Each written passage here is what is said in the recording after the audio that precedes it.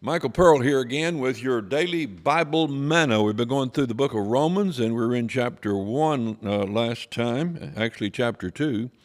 And we came to that part where he said, God will render to every man according to his deeds in verse 6. And then he gives a comparison. He said, to those who patiently continue in well-doing, they'll get eternal life. To those that are not and contentious, they get indignation and wrath, tribulation and anguish upon everyone that does evil. But glory, honor, and peace to every man that worketh good. So he's provided a salvation that doesn't have anything to do with Jesus Christ. Why did he do that? Why did he offer an alternative salvation? Because that is the one everyone believes in. People never exposed to the Bible, people in other religions, if you walk up to them on the street and say, how do you get to heaven? It has something to do with being good. They all know that. Now, he does that because he wants to exhaust that argument. He wants to let it run its course. The kid says, I can pick that up. It weighs 300 pounds. You don't argue with him. You say, okay, pick it up. And the kid strives and can't pick it up, and then you pick it up and show him how strong you are. I've done that with my kids. Now, he comes on down to verse 11. He said, there's no respect of persons with God. In other words, you asked me about the American Indians before the gospel came here. You asked me about the people in the heart of India now I've never heard, or somewhere in the Amazon, or people in times past. It doesn't seem like they have an equal shot.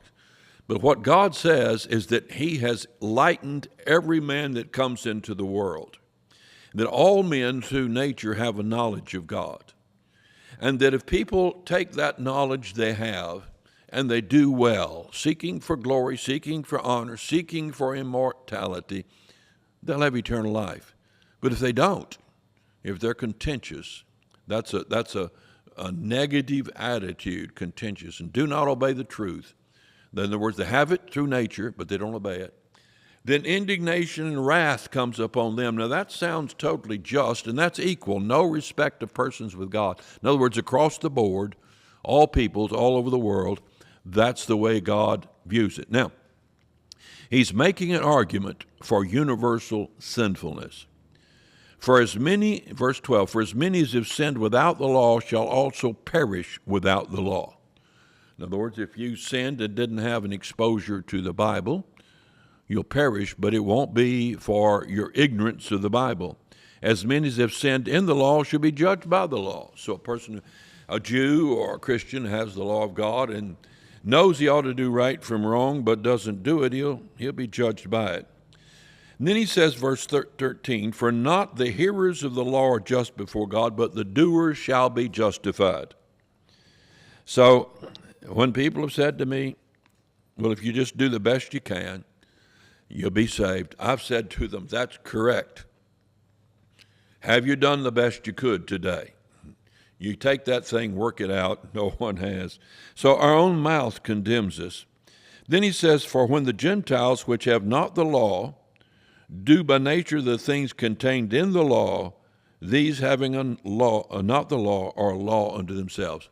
So he's comparing Jew and Gentile, assuming that the Jew has knowledge of God and the Gentile at this time didn't. And so he says, he's talking to the Jew. He said, look, Jew, you know you have the truth, and you know the Gentiles don't. But I'm telling you, when you know the truth and don't do it, it's no value to you.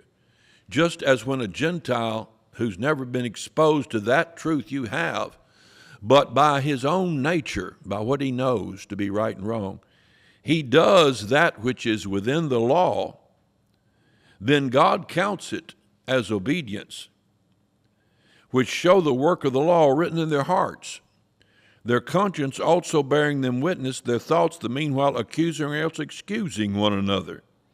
So he said, these Gentiles never exposed to the Bible, to God, to Judaism, Christianity, when they do by nature, in other words, they know you shouldn't commit adultery, they know you shouldn't lie, they know you shouldn't steal. That's part of their own personal conscience.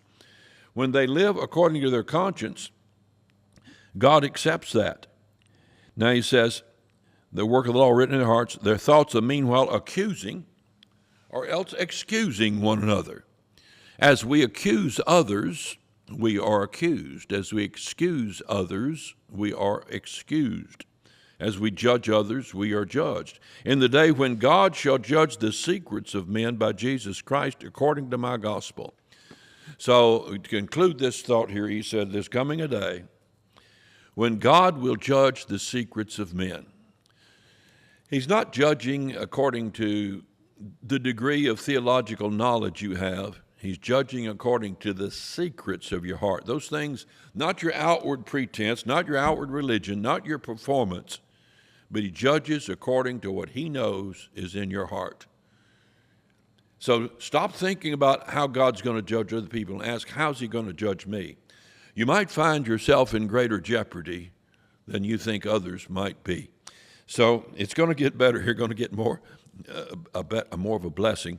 But we're going to have to go through a couple more of these before we get down to Paul's developing argument on justification and forgiveness. All right, that's all for now.